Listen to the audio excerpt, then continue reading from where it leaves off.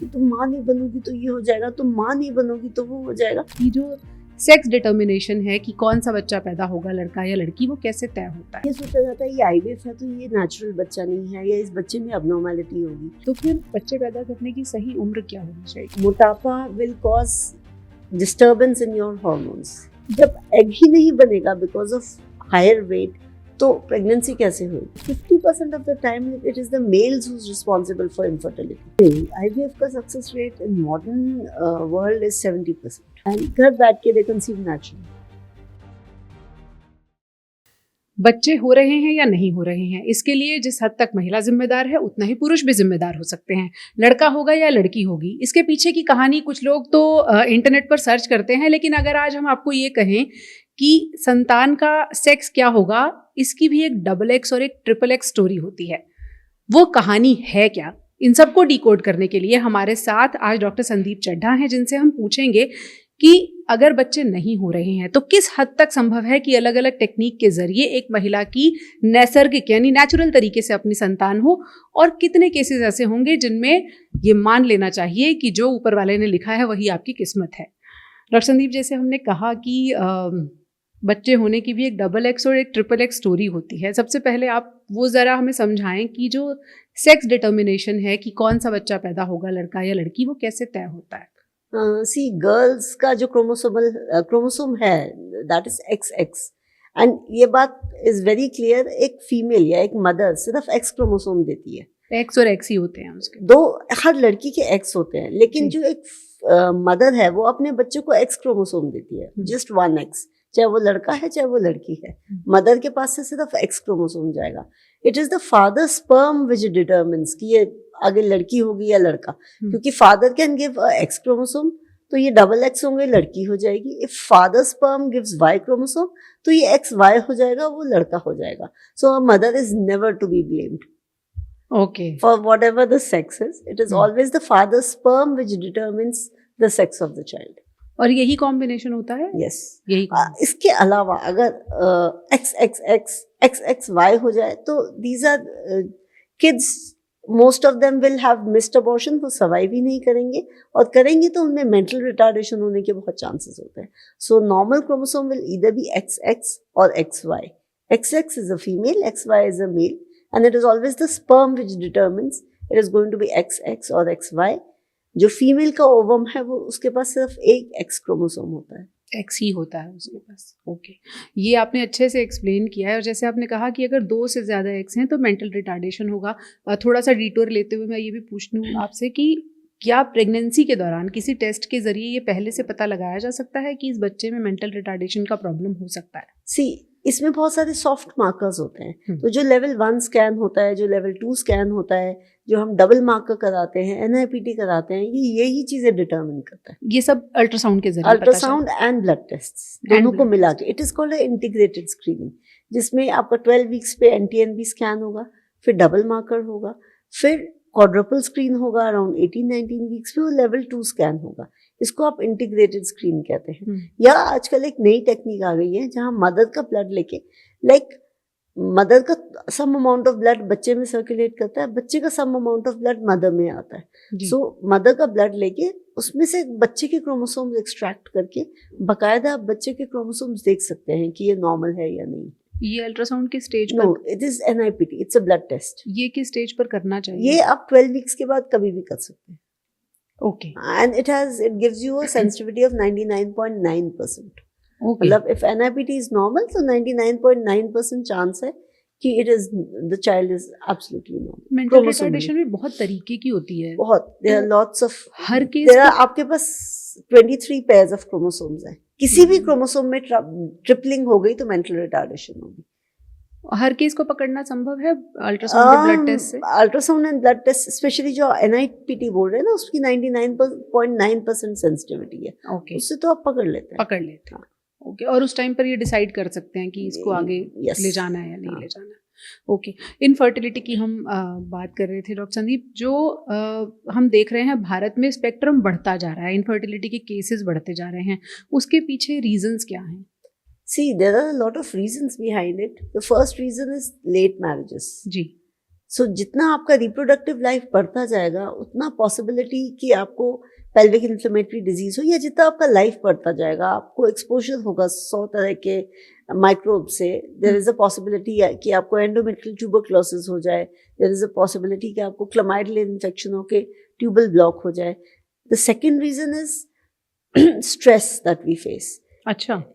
Stress has a huge part to play in infertility. You believe me, there were so many couples जो Covid के time पे घर पे रहे, IVF try कर रहे थे, फेल हो गया था, and they conceived naturally because they stayed at home, they were with each other, they were relaxed and they conceived. क्योंकि उन्होंने एक दूसरे के साथ टाइम स्पेंड किया, स्ट्रेस नहीं था, ट्रैवलिंग का स्ट्रेस नहीं था, ऑफिस का स्ट्रेस, एटलीस्ट ऑफिस में जो कुलीग्स की लड़ाई झगड़ा पॉलिटिक्स वो बहुत कम था, just work was there. So there were lots of couples who conceived. So I generally tell my patients with infertility, बच्चा होगा नहीं होगा, you enjoy your life as a couple. That is the first thing that you should be doing. बच्चा तो हो ही जाएगा, मिल ही जाएगा किसी ना किसी तरीके से. तो ऐसा हुआ आपके साथ कि IVF के लिए आए और फिर naturally? Lots of couples in COVID times, lots of couples. अच्छा. एक तनाव इनफर्टिलिटी के लिए इतना बड़ा जिम्मेदार. Otherwise see, IVF में तो बच्चा बना के यूट्रस में डाल देते हैं ना, फिर क्यों नहीं होता है? मतलब आई वुड से कि इट इज, हम एक वुमन को इतना साइक कर देते हैं ना कि तुम माँ नहीं बनोगी तो ये हो जाएगा, तुम माँ नहीं बनोगी तो वो हो जाएगा. अरे first of all look at her as a woman. Maybe आप इतना स्ट्रेस नहीं देंगे तो वो नेचुरली कंसीव कर जाएगी. So it is the people surrounding you जो इस चीज को इतना साइक कर देते हैं कि नहीं माँ बनना जरूरी है. ठीक है, it is a necessary part of a family, but first of all if you treat her as a woman and you love her, there is a huge chance कि आपको ज्यादा धक्के भी नहीं खाने पड़ेंगे. Otherwise, yes, there are organic causes, and आजकल की दुनिया में the techniques are so advanced कि with one way or the other there is a huge possibility, 90% possibility कि आप pregnant तो हो ही जाएंगे. बच्चा हो ही जाएगा. वैसे तो हिंदुस्तान में बच्चों की कोई कमी नहीं है, लेकिन हर घर के लिए अपना बच्चा जो है वो एक अलग ही बात होती है. आपने जैसा कहा कि महिलाओं को भी अगर उस तरह से समझा जाए, लेकिन उन पर इतना प्रेशर रहता है कि तुम बच्चा नहीं पैदा कब होगा, और बच्चा होगा, लड़का होगा और लड़का होगा. उसके बाद जो टेक्निक्स आती हैं, जब डॉक्टर्स उन्हें सलाह देते हैं कि आप IVF के लिए ट्राई कर सकते हैं या कोई और तकनीक अपना सकते हैं, तो उसको लेकर कितनी महिलाएं तैयार होती हैं कि अच्छा चलो हम इसे ट्राई करते हैं? बहुत ज्यादा टैबू है हमारे देश में. मतलब ये सोचा जाता है ये IVF है तो ये नेचुरल बच्चा नहीं है या इस बच्चे में अबनॉर्मैलिटी होगी. ये बात बिल्कुल भी नहीं है. As I was telling you earlier कि अगर मुझे साउथ दिल्ली जाना है और कालंदी कुंज में जाम है, मैं वहां खड़ी थोड़ी रहूंगी, मैं DND का रास्ता लूंगी ना. Doesn't it make sense that I change my way? So IVF क्या है? आपका ही अंडा है, हस्बैंड का ही स्पर्म है, the child is genetically going to be yours. आप ही प्रेग्नेंट होंगी, आप ही डिलीवर करेंगी. बस बच्चा ट्यूब में बनने की जगह एक पेट्री डिश में बनेगा. That is it. So it is a totally natural. Lot of couples come and ask me, ma'am ये बच्चा तो फिर नेचुरल नहीं हुआ ना? क्यों नेचुरल नहीं हुआ? It's natural child. It is just that we have helped you a little. That is it. उसके बाद गर्भ आपका है, कंसीव आप कर रहे हैं, डिलीवरी आप कर रहे हैं, सब कुछ आप ही तो आप ही का बच्चा. लेकिन लोगों को समझ में नहीं आता.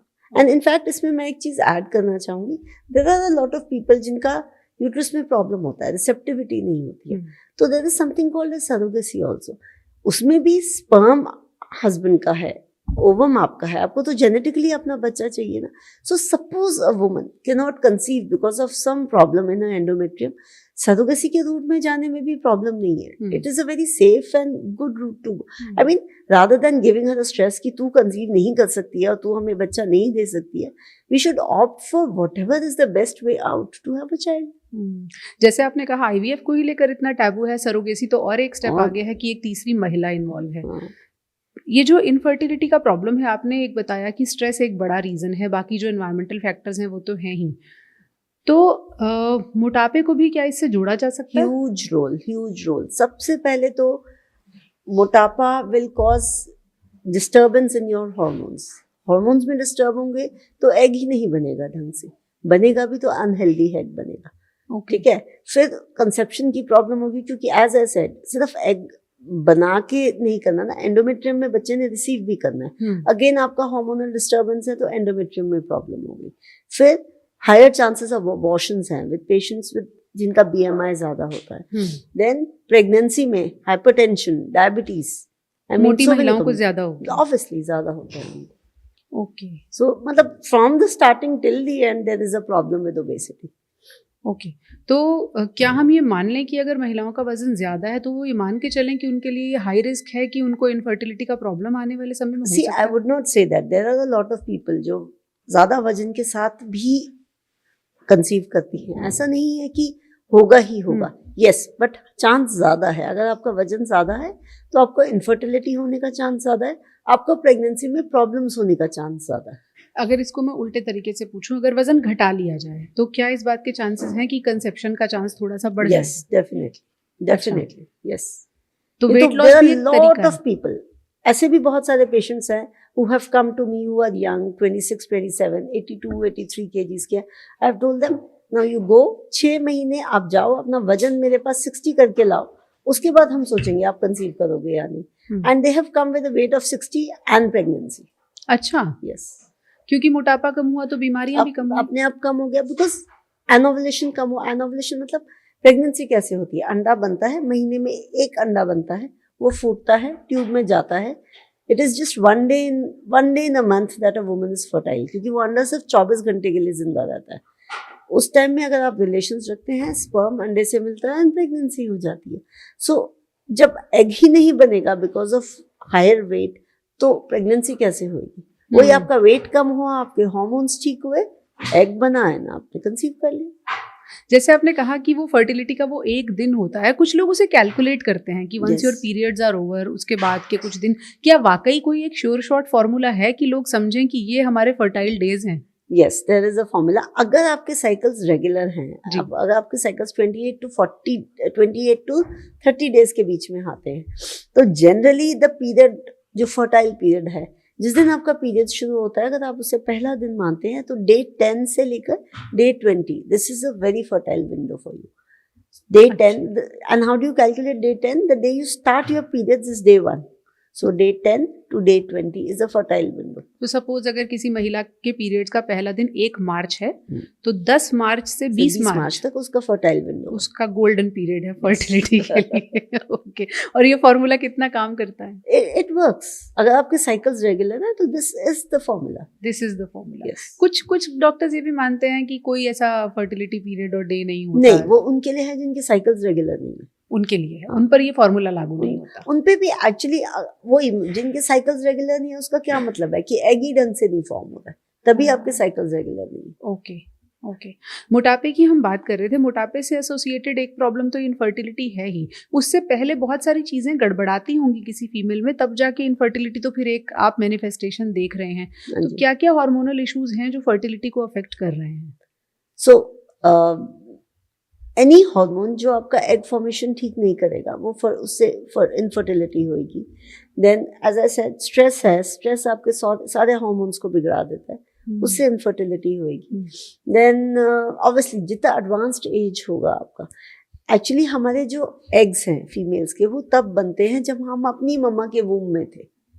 अच्छा, यस, उसके बाद हमारे एग्स बनते नहीं हैं, सिर्फ बड़े होते हैं। जब आप भ्रूण हैं, एक वूम में हैं, जब हम अपने मम्मा के वूम में थे, तब हमारे एग्स बन चुके, जितने बनने थे, सपोज x मिलियन एग्स बन जाते हैं जी। उसके बाद हर साइकिल में बॉडी 9-10 एग्स को रिक्रूट करती है, जिनमें से एक बनता है। ओके, ठीक है। सो जब आप यंगर होते हैं, मिनाकी के बाद जब आप यंगर होते हैं, तो आपके अच्छे अच्छे वाले एग्स निकलते हैं। As you go towards more than 35 years of age, तो आपके अच्छे एग्स निकल चुके होते हैं। Then it is the eggs which are not very good which come out. So that is why advanced age is also related to infertility. बहुत बार आपने देखा होगा, डॉक्टर्स ब्लड टेस्ट कराते हैं आपके पीरियड्स के डे 2 पे देखने के लिए क्या है। उसमें एक AMH करके टेस्ट होता है। अगर AMH लो होता है तो डॉक्टर्स बहुत बार बोलते हैं कि आपका AMH कम है, आपके चांसेस ऑफ फर्टिलिटी कम है।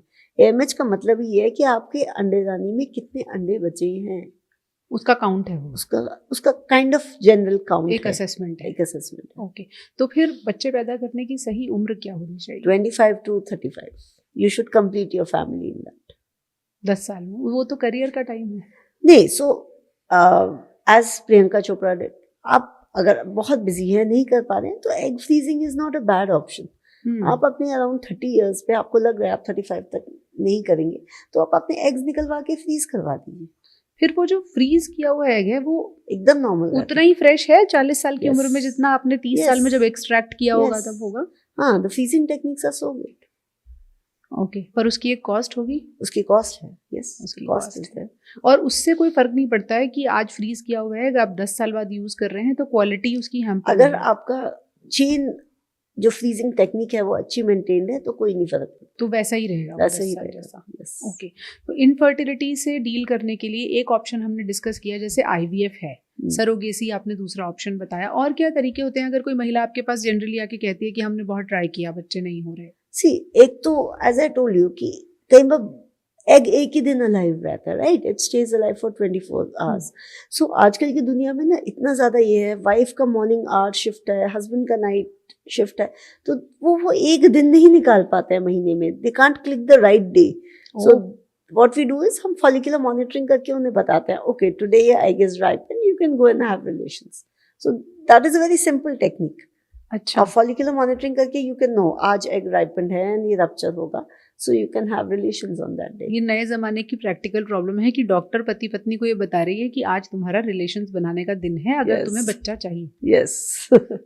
इमेजिन, हमने कभी सोचा नहीं था हिंदुस्तान में जहाँ इतने बच्चे हैं कि डॉक्टर के पास जाना पड़ेगा हमारा दिन बताओ। हाँ, आजकल तो बहुत कपल्स हैं जो इस तो चीज़ आपको में- बताना पड़ता होगा? हाँ, तो हम बताते हैं उनके, you have relations today. Then they take out time, take छुट्टी from office. Yes, there lot of couples जो आउट स्टेशन है, तो उनको भी ये बोला जाता है कि अब आपका ना, आप हस्बैंड को बुला लो या आप चले जाओ वहाँ। क्या खाने पीने का फर्टिलिटी से कोई रिलेशन? ऑब्वियसली खाने पीने का ओबेसिटी से रिलेशन है, ओबेसिटी का फर्टिलिटी से रिलेशन है। जितना आप जंक खाएंगे उतना आपका पेरिफेरल फैट बढ़ेगा ना, उतना आपके बॉडी में टेस्टोस्टेरोन बढ़ेगा, and testosterone is not a female hormone, it's a male hormone, right. Some amount of testosterone is there in female, but beyond that वो आपके ओव्यूलेशन नहीं होने देगा। नहीं होने देगा। हाँ। ओके, तो किस तरह का खाना खाना चाहिए उन महिलाओं को जिन्हें लगता है कि उनको इनफर्टिलिटी की समस्या है, उससे वो जूझ रही है? पहले तो मोटापा कम करना है। हाँ जी, no junk food, no sugary items, ये जो कोक पीते हैं, कोल्ड ड्रिंक्स पीते हैं, burgers, chips, any packed and preservative containing things, ये नहीं खानी है आपने। देन मतलब जो सात्विक जीवन है ना, ट्राई लिविंग दैट, उससे बहुत लोगों की फर्टिलिटी बढ़ती है, उससे फर्क पड़ता है। Yes. ओके, जो महिलाएं आपको सुन रही हैं, अगर उन्हें ये लगता है कि उन्हें अपने चांसेस बढ़ाने हैं कंसीव करने के, एक तो आपने कहा सात्विक जीवन जिए और खाने पीने का ध्यान रखें, और क्या कर सकती हैं वो? स्टे हैप्पी, स्ट्रेस नहीं ले। As I said there are so many ways, एक या एक तरीके से आप कंसीव कर ही जाएंगी। जो स्पेशली अभी ट्राई कर रहे हैं, जो कोई मेजर प्रॉब्लम नहीं है, you stay happy, spend time with each other. एक तो हम बहुत जल्दी इंडिया में इन्वेस्टिगेट करने लग जाते हैं, मतलब 2 महीने ट्राई किया, 3 महीने ट्राई किया, नहीं कंसीव हुआ तो हम डॉक्टर के पास भागते हैं। आइडली अगर आप यंग हैं, 35 से ऊपर की एज के नहीं हैं, तो at least be with each other for 1 year, उसके बाद आप डॉक्टर के पास जाएं। Going to a doctor is also a stress for the woman. जाएंगे, 4 लोग बोलेंगे अच्छा ये डॉक्टर के पास गई थी, इसका बच्चा नहीं हो रहा। आई मीन इंडिया में इतना सारा ये हर चीज वुमन पे ही डाला जाता है, जबकि believe me 50% of the time it is the males who is responsible for infertility. अच्छा, it is only 50% of the times that the female is responsible. और ये जो 50% चांसेस हैं जिसमें आप कह रहे हैं कि पुरुष जिम्मेदार है अगर बच्चा नहीं हो रहा, वो कितनी बार अपना इलाज कराते हैं?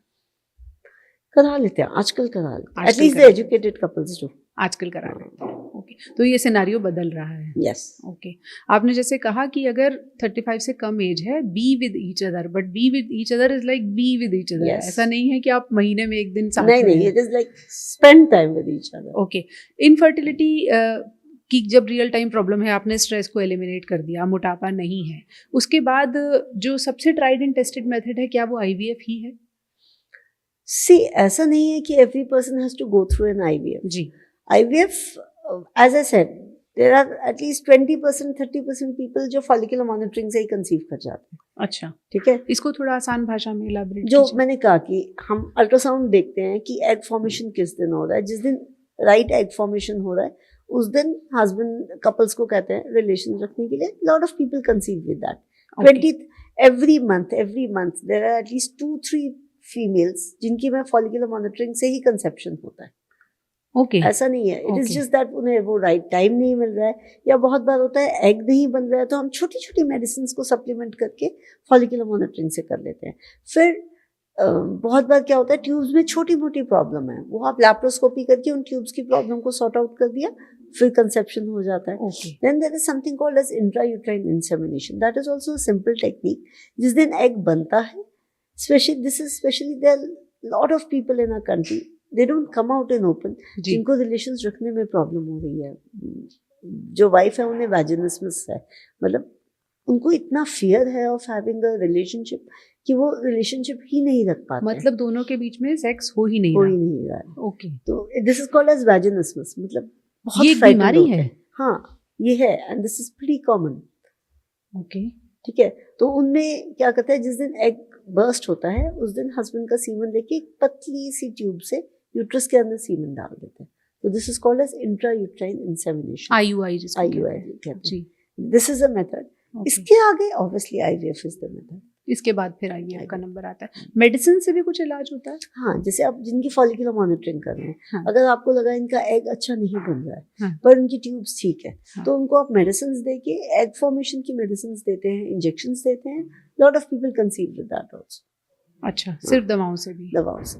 तो फॉलिकुलर मॉनिटरिंग है, IUI है, मेडिसिन हैं, लाइफस्टाइल चेंज तो ऑब्वियसली है ही, तब जाके IVF का नंबर आता है। Yes. IVF को लेकर बहुत सारी महिलाओं में ये डर रहता है कि एक तो बहुत महंगा होगा, दूसरा सक्सेस रेट लोगों के दिमाग में रहता है कि पता नहीं कितनी बार ट्राई करने के बाद होगा। नहीं, IVF का success rate in modern world is 70%।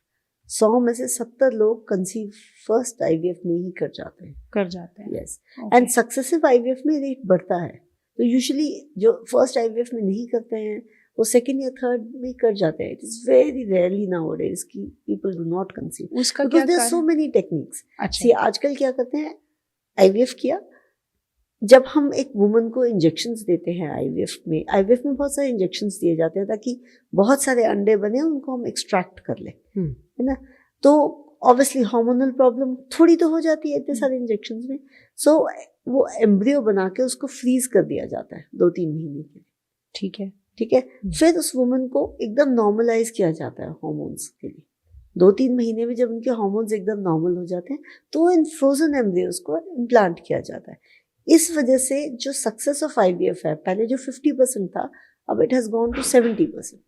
हम पत्रकारिता से आसान भाषा में कहते हैं कि एक तरफ बच्चा लैब में तैयार हो रहा है हाँ। और दूसरी तरफ महिला तैयार हो रही है, हाँ। फिर दोनों का मिलन कराया जा रहा है। Yes. यही IVF है। Yes. फिर जैसे आपने कहा कि सक्सेसिव IVF में सफलता ज्यादा मिलती है, उसका क्या रीजन होता है? पहले साइकिल में कुछ लर्निंग रहती है? Yes. क्या रहता है? मतलब आपका एम्ब्रियो अच्छा नहीं था या आपका एंडोमेट्रियम अच्छा नहीं था, सो उस हिसाब से फिर मतलब फर्स्ट में अगर नहीं मिला देन यू लर्न कि क्या रीजन था, रिसर्च कि क्या प्रॉब्लम था, इसमें फेल हुआ तो उसको ठीक करने की कोशिश की जाती है। IVF को करने का भी मतलब महिलाओं के लिए क्या उस पर बर्डन ज्यादा होता है? महिलाओं के लिए मुश्किल होता है हेल्थ वाइज IVF कराना? एज आई सेड, देखो हस्बैंड को तो सिर्फ स्पर्म ही देना है ना, वो तो एक दिन स्पर्म देगा, उसको तो कोई इंजेक्शंस नहीं लगवाने। इट इज द फीमेल जिसे रोज जाके इंजेक्शंस लगवाने हैं, एग फॉलिकुलर मॉनिटरिंग करनी है, बिकॉज मतलब स्पर्म जिन मेल्स को प्रॉब्लम है स्पर्म की, उनको भी एक ही दिन आना है, अगर इक्सी भी करना है हमें, फिर उनका कोई रोल नहीं। हाँ, फिर उनका कोई रोल नहीं है। बट वुमन का एग बनने का प्रोसेस, हार्मोन्स के इंजेक्शन देने का प्रोसेस, ये थोड़ा लंबा होता है, 10-15 दिन लगते हैं। उस दौरान महिलाओं को परेशानी ज्यादा होती है? देखो, कुछ भी अगर आपको एक्सटर्नल हार्मोन्स दिए जाएंगे, थोड़ा चिड़चिड़ापन होना, थोड़ा घबराहट होना, ये ज़्यादा होता है, अदरवाइज कुछ ज़्यादा नहीं है। बट यस, हार्मोनल चेंजेस जो होते हैं वो तो होते ही हैं, वो होते ही हैं। जैसे आपने कहा कि अब IVF का सक्सेस रेट भी बढ़ गया है, तो उसके बाद जो बच्चा होता है उसके कितने चांसेस हैं कि वो हेल्दी हेल एंड हार्टी होगा? सी IVF में देयर इज, जैसे सपोज 100 वुमेन थी, हमने 70 कंसीव कर लिए। कंसीव क्या कहते हैं, बीटा HCG जो पॉजिटिव आ गया, तो उसमें अराउंड 80% हैं who will carry the baby home, which we call carry home baby rate. मतलब वो अपना बच्चा ठीक ठाक अपने घर लेके जाएंगी अल्टीमेटली। 20% है बायोकेमिकल प्रेगनेंसी हो गई, बिकॉज एडवांस्ड एज भी है ना, बायोकेमिकल प्रेगनेंसी हो गई, मिस्ड अबॉर्शन हो गया, बच्चे में कुछ क्रोमोसोम। अभी recently I had a woman जिसका I mean, it is so sad. She had an IVF, लेकिन बच्चे को ट्राइसोमी था, तो हमें उसे अबॉर्ट करना पड़ा बच्चे को. ओके. हाँ. आईवीएफ में अक्सर हम देखते हैं कि ट्विंस, ट्रिपलेट्स, इनके चांसेस भी रहते हैं. उसकी क्या वजह होती है? इट इज़ बिकॉज आप जब इतना सारा एक्सपेंडिचर एंड इमोशंस भी खर्च कर रहे हो, तो जनरली आप एक एम्ब्रियो नहीं रखते हो यूट्रस में, 2 एम्ब्रियोज रखते हो. 2 एम्ब्रियोज रखोगे तो ट्विंस होने के चांस तो रहते हैं, अगर दोनों ही सक्सेसफुल हो गए. ओके. लेकिन आज आपने बहुत सारी फीमेल्स को ये बताया है कि इनफर्टिलिटी सिर्फ टाइमिंग सही करके भी बहुत उसको मैनेज ट्रीट किया जा सकता है, और दूसरा स्ट्रेस मोटापा कम करके, मोटापा कम करके. बिल्कुल. चलिए, कितने % चांसेस हैं कि सब कुछ ट्राई करने के बाद भी सक्सेस नहीं मिलेगी? ऐसे भी कुछ केसेस आपके पास आते हैं? IVF में यस देयर इज चांस. कम है, अराउंड 10% है, बट देयर आर 10% पीपल जो IVF करा लेंगे, सब कुछ करा लेंगे, फिर भी नहीं होगा. आई हैव हैड 2-3 पीपल जिन्होंने सब कुछ करा लिया, घर बैठ गए, again stress you know, and घर बैठ के दे कंसीव नेचुरली. अच्छा. हाँ, ऐसे भी 2-3 फीमेल्स आई हैं इन माय करियर. तो क्या आप महिलाओं को सलाह देंगी थोड़े दिन नौकरी छोड़ के देखो, अगर बच्चा पैदा करना ही? I am a working woman, हाँ. है ना. मेरे लिए my job is my passion. ठीक है. आई वुड से स्ट्रेस मत लो अपनी जॉब के लिए. आप तो स्ट्रेस से with डील कर happiness. पा रही हैं. फॉर हाँ. दोस्त जिनको लग रहा है कि करियर ही आड़े आ रहा है और हाँ, बच्चा उनके बहुत लिए जरूरी है, आई वुड से डेफिनेटली ये भी थोड़े करके दिन, देखा हाँ. जाए. ओके. तो चॉइसेस आपकी हैं, प्राथमिकताएं आपकी हैं अपनी जिंदगी को लेकर. अगर वाकई बच्चा पैदा करना परिवार में जीवन मरण का प्रश्न है, आपके लिए बहुत इंपॉर्टेंट है, तो सबसे पहले तनाव दूर करने के तरीके ढूंढिए. और जैसे डॉक्टर संदीप ने बताया कि तनाव को छोड़ने से ही कई जो कपल्स होते हैं वो नेचुरली कंसीव कर जाते हैं. तो हम उम्मीद करेंगे कि ऐसी महिलाएं जिन्हें लगता है कि एक बच्चा होना बहुत ज़रूरी है, वो डॉक्टर संदीप चड्ढा की टिप्स से ज़रूर सबक लेंगी. और फिर भी कोई परेशानी हो, हमारे पॉडकास्ट में कमेंट सेक्शन में आप छोड़िए, हम उनके जवाब भी आप तक पहुंचाएंगे. Thank you so much doctor Sandeep for joining. I am sure बहुत सारी महिलाओं को आज लगेगा कि एक बार स्ट्रेस ही छोड़ के देखते हैं. टाइमिंग आपने बताई दी आई है. Hope so, and I hope a lot of people do conceive with this. And do conceive also. Thank you so much.